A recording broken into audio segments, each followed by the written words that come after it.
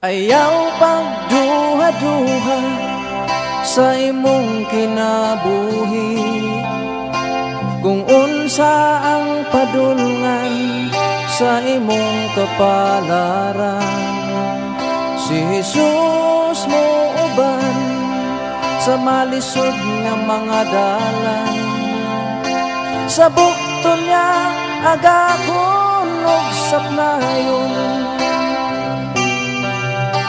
Ayaw kalibugi ang imong kaugmaon, si Jesus lang sangpita, kay siya duol pa. Siya matinadalon ug maluluyon, dili kanya biyaan ug talikdan. Subaya lang,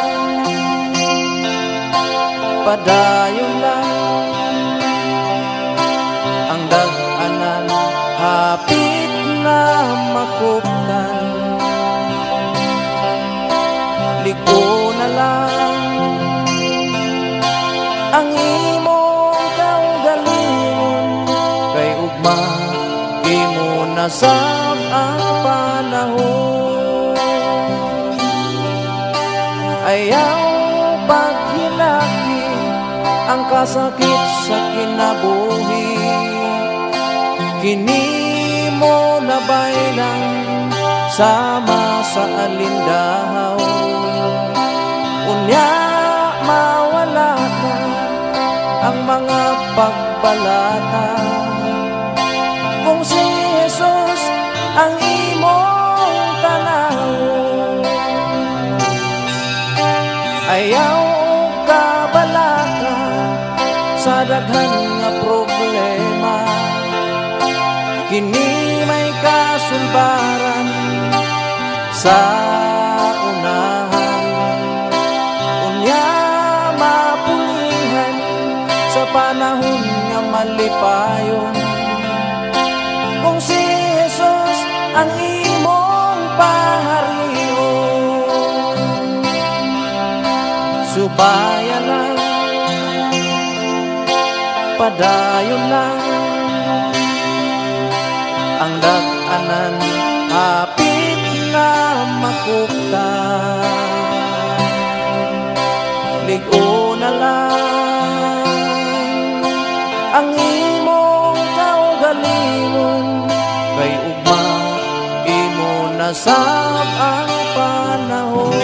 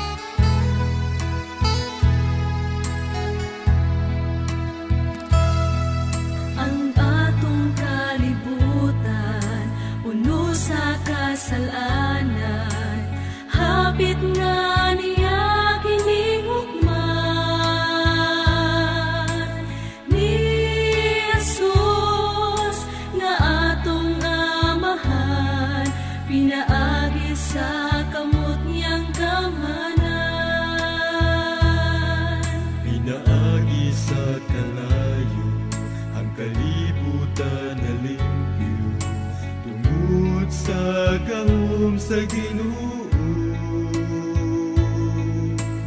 ang mga butang niining kalibutan, mahanaw ang tanan. Ug adunay mutunga bago ngayuta, balang syudad uluyanan sa katawan. Sila ang napili sa atong amahan, kanyang tuman sa iyang kasuguan.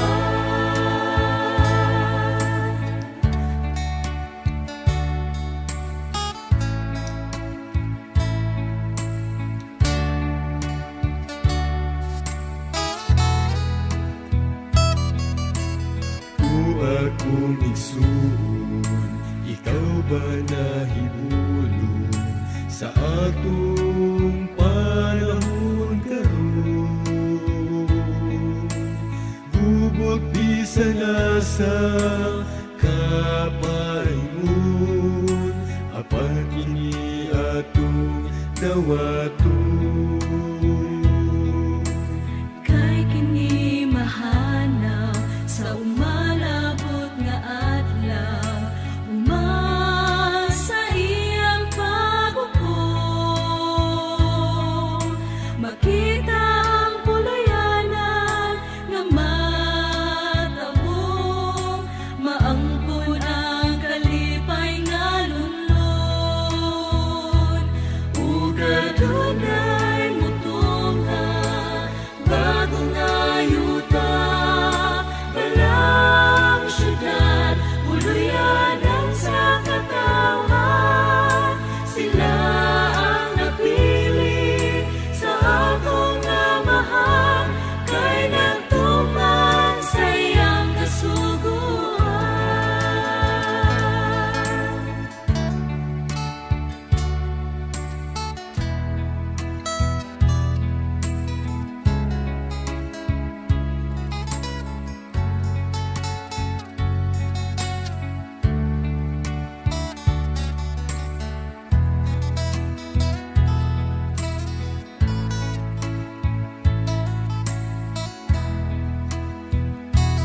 Ug adunay